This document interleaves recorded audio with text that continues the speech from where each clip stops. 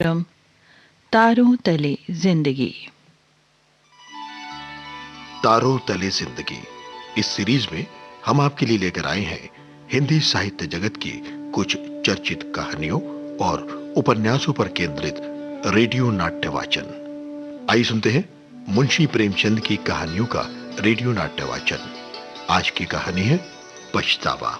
वाचन स्वर और प्रस्तुति काजल सूरी की है।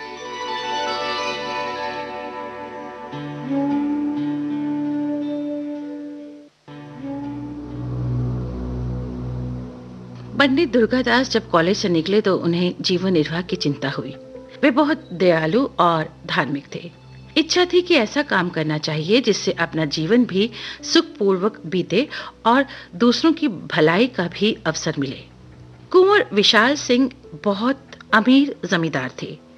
पंडित दुर्गादास ने उनके पास जाकर कहा, मुझे भी अपनी सेवा में रख लीजिए। कुंवर साहब ने उन्हें सर से पांव तक देखा और कहा, पंडित जी, आपको अपने यहाँ रखने में मुझे बहुत खुशी होती, लेकिन आपके योग्य मेरे यहाँ कोई स्थान मुझे दिखता नहीं है। दुर्गादास ने कहा, मेरे लिए किसी विशेष स्थान की जरूरत नहीं है। मैं हर एक काम कर सकता हूँ। आप जो भी मुझे वेतन देंगे मैं स्वीकार कर लूंगा। मैं तो अभी अभी कॉलेज से निकला हूँ। यदि सच्चे नौकर का सम्मान होना निश्चय है तो मुझे यकीन है कि बहुत शीघ्र आप मुझसे प्रसन्न हो जाएंगे। कुंवर साहब ने मन में सोचा, मेरे यहाँ सदा अदालत कचहरी लगी ही रहती है। सैकड़ों रुपए तो डिग्री और तजवीज़ों और अंग्रेजी कागजों के अनुवाद में लग जाते हैं। एक अंग्रेजी का पूर्ण पंडित सहज में ही मिल रहा है, तो भी ज्यादा तनख्वाह नहीं देनी पड़ेगी। इसे रख लेना ही उचित है। उन्होंने दुर्गादास को 20 रुपए मासिक पर रख लिया। यहाँ से कोई 2.5 मील पर कई गांवों का एक इलाका चांदपार के नाम से प्रसिद्ध था। पंडित जी इसी इलाके के कारिंदे नियत हुए। पंडित दुर्गादास ने चांदपार के इलाके में पहुंचकर अपने निवास स्थान को देखा तो उन्हें बहुत अच्छा लगा। रहने के लिए बहुत ही खूबसूरत बंगला था, जिसमें बहुत ही खूबसूरत चीजें सजी हुई थी। कई सारे नौकर चाकर थे। इसी सजे हुए बंगले के चारों तरफ किसानों के झोंपड़े थे। वहां के लोगों में वो बंगला कोट के नाम से प्रसिद्ध था।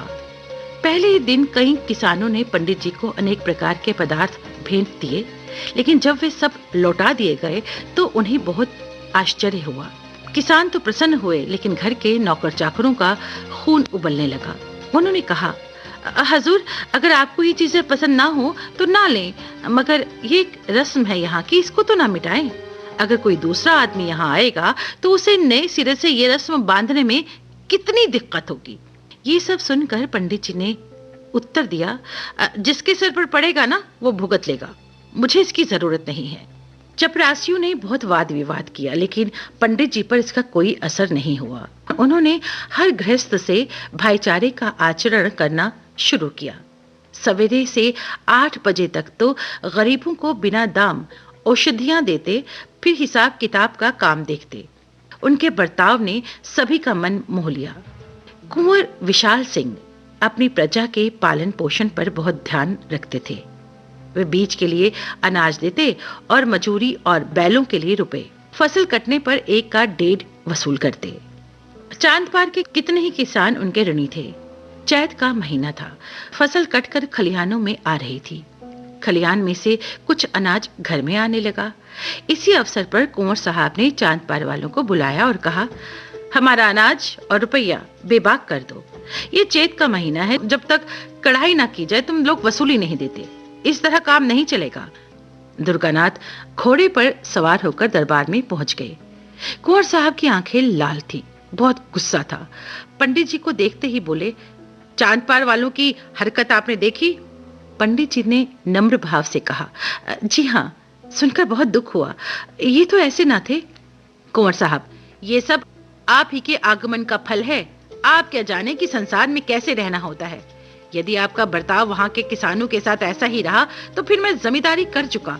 ये सब आपकी करनी है। आज उनका ये साहस हुआ कि मेरे ही आदमी पर उन्होंने हाथ उठाया। अच्छा, जो हुआ सो हुआ। अब मैं चाहता हूं कि इन बदमाशों को इस बात का मजा चखाया जाए। दुर्गानाथ, आपने मालगुजारी की रसीदें तो नहीं दी है ना? दुर्गानाथ, जी नहीं। रसीदें तैयार हैं, लेकिन आपके हस्ताक्षरों की कमी है। कुंवर साहब, ये बहुत अच्छा हुआ। आप इन रसीदों को चिराग अली के सुपुर्द कीजिए। इन लोगों पर बकाया लगान की नालिश की जाएगी। फसल नीलाम कर दूंगा। जब भूखे मरेंगे तब सूझेगी। आपको केवल ये गवाही देनी है कि ये रुपया मालगुजारी के मद में नहीं, कर्ज में वसूल हुआ है, बस। दुर्गानाथ चिंतित हो गए। सोचने लगे, क्या यहाँ भी उसी आपत्ति का सामना करना पड़ेगा जिससे बचने के लिए इतने सोच विचार के बाद इस शांति कुटीर को ग्रहण किया था? क्या जानबूझकर इन गरीबों की गर्दन पर छुरी फेरूं, इसीलिए कि मेरी नौकरी बनी रहे? नहीं नहीं, ये मुझसे ना होगा। दुर्गानाथ ने कहा, ये कार्य मुझसे ना हो सकेगा, आप मुझे माफ कर दें। कुंवर साहब, ये काम आपको करना ही पड़ेगा। इसमें हाँ या ना की कोई जरूरत नहीं। आग आपने लगाई है, बुझाएगा कौन? दुर्गानाथ, मैं झूठ कदापि नहीं बोल सकता और ना ही इस तरह की शहादत दे सकता हूं। कुंवर साहब, अब वहां के लोग किसान मेरे ऋणी हैं, तो मुझे अधिकार है कि चाहे रुपया ऋण की मद में वसूल करूं या मालगुजारी की मद में। यदि इतनी सी बात आप झूठ समझते हैं तो आपकी जबरदस्ती है। अब अधिक सोच विचार की जरूरत नहीं, यह अवसर ऐसा ही है।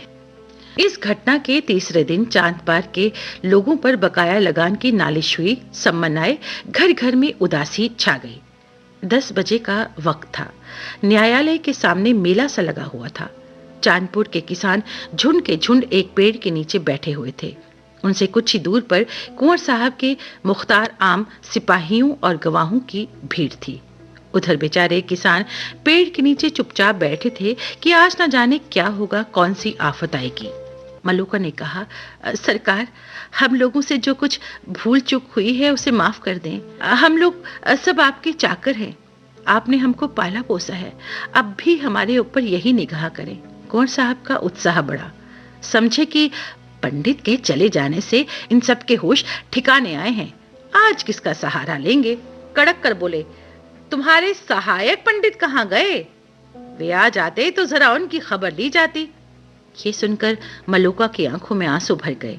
बोला, सरकार, उनको कुछ ना कहें। वे आदमी नहीं, देवता थे। सुगंध है जो उन्होंने कभी भी आपकी निंदा की हो। वे बेचारे तो हमें बार बार समझाते थे कि देखो, मालिक से बिगाड़ करना अच्छी बात नहीं। चलते चलते हमसे कह गए कि मालिक का जो कुछ तुम्हारे जिम्मे निकले चुका देना। आप हमारे मालिक हैं। हमने आपका बहुत खाया पिया है।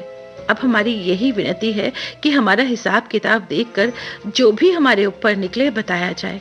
हमें एक एक कौड़ी चुका देंगे, तब पानी पिएंगे। कुंवर साहब बहुत खुश हुए। इन्हीं रुपयों के लिए कई बार खेत कटवाने पड़े थे, कितनी बार घरों में आग लगवाई थी, अनेक बार मारपीट की, कैसे कैसे दंड दिए।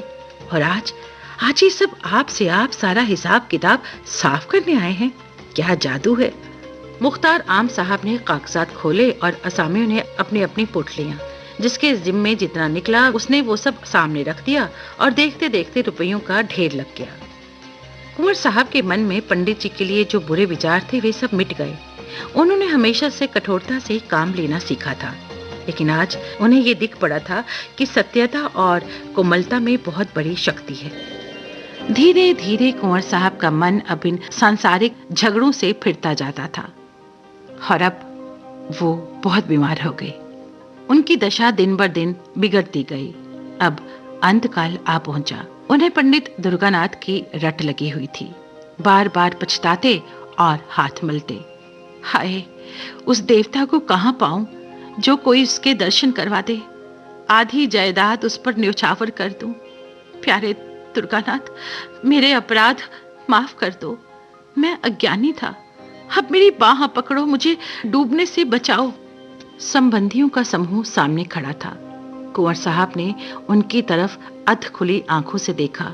सच्चा हितैषी कहीं देखना पड़ा। सबके चेहरे पर स्वार्थ की झलक थी। निराशा से आंखें मूंद ली। उनकी पत्नी फूट फूट कर रो रही थी। वो रोती हुई पास जाकर बोली, मुझे और अपने इस असहाय बच्चे को किस पर छोड़े जाते हो? कुंवर साहब ने धीरे से कहा, पंडित दुर्गानाथ पर। वे जल्द आएंगे। उनसे कह देना कि मैंने सब कुछ उनको भेंट कर दिया है। ये अंतिम वसीयत है।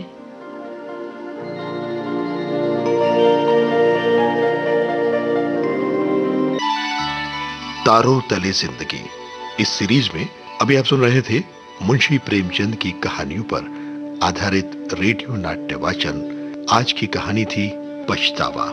वाचन स्वर और प्रस्तुति काजल सूरी की थी।